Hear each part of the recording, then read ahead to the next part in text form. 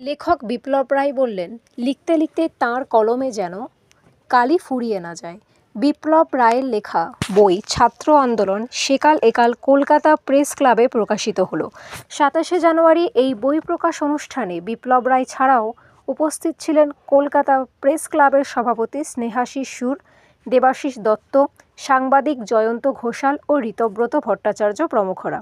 অনুষ্ঠানে স্বাধীনতা সংগ্রামী পরিবারের সদস্য ছাড়াও বিভিন্ন সংবাদ মাধ্যমের উপস্থিতিতে অনুষ্ঠানটি তথ্য সমৃদ্ধ হয়ে ওঠে। বক্তাদের বক্তব্যে বিভিন্নভাবে জর্জ সাহেব বিপ্লব রায়ের বহুমুখী প্রতিভাসম্পন্ন লেখক বিপ্লব রায়ের কাজের প্রশংসা করেন।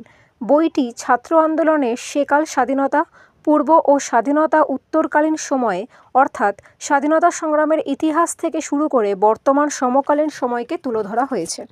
এশিয়ান পাবলিকেশন দ্বারা প্রকাশিত বইটি সংগ্রহের জন্য বই প্রেমীদের মধ্যে বেশ সাড়া